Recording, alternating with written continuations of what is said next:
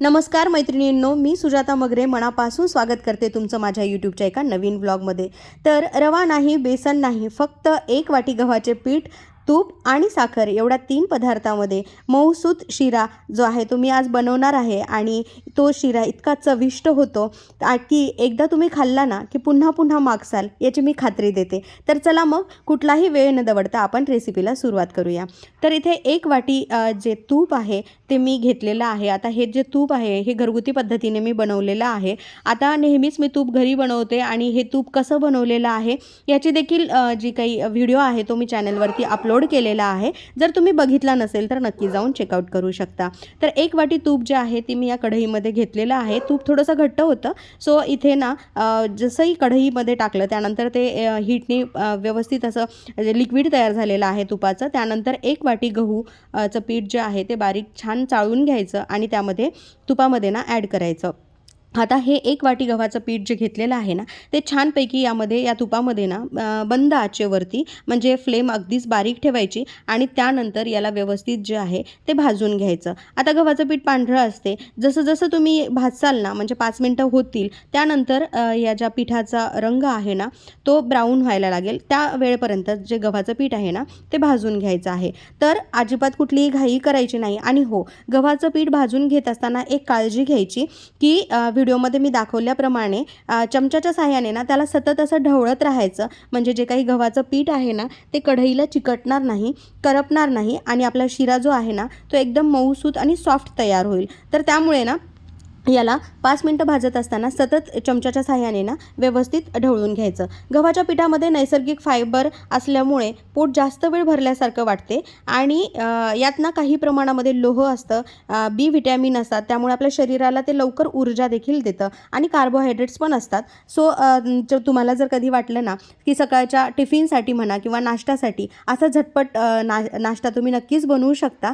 तर त्यानंतर गव्हाचं पीठ जे काही आता व्यवस्थित भाजून झालेला आहे तर त्या साईडला मी 2.5 वाटी पाणी, 1 वाटी गव्हाच्या पिठासाठी 2.5 वाटी पाणी गरम करायला ठेवलं होतं। ते ना असं थोडं थोडं करून ढवळत जायचं, यामध्ये ॲड करायचं आणि चमच्याने छान असं ढवळत जायचं, म्हणजे याच्या गाठी तयार होणार नाहीत, कुठल्याही लम्स तयार होणार नाहीत आणि शिरा जो आहे ना तो मऊसूत तयार होईल। त्यामुळे पाणी ॲड करत असताना काळजीपूर्वक पाणी ॲड करायचं आणि चम्मच जो आहे तो सतत असा ढवळत राहायचा, म्हणजे आपला शिरा जो आहे तो कढईला चिकटणार नाही आणि करपणार देखील नाही।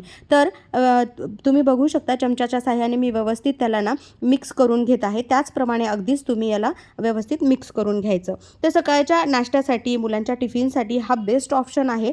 त्यामुळे खूप घाई असेल, गडबड असेल तर गव्हाचं पीठ जे आहे ते तुम्ही आधी देखील भाजून ठेवू शकता आणि त्यानंतर फार घाई असेल तर 5 मिनिटात हा जो शिरा आहे तो तयार होतो। त्यानंतर 1 वाटी गव्हासाठी मी इथे 1 वाटी साखर घेतलेली आहे। तुम्ही तुमच्या आवडीप्रमाणे गोड वाढवू शकता किंवा तुम्हाला जर कमी गोड आवडत असेल तर तुम्ही कमी देखील करू शकता।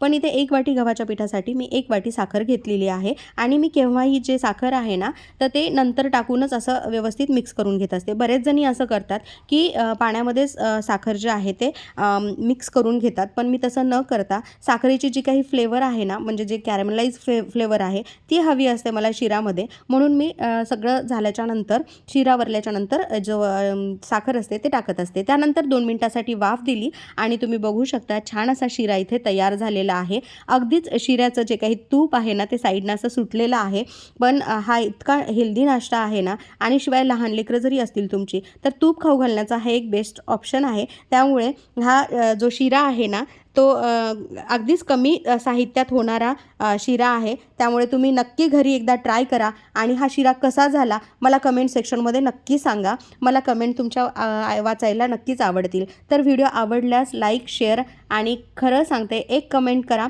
म्हणजे हा व्हिडिओ कसा झालेला आहे माझ्या लक्षात येईल।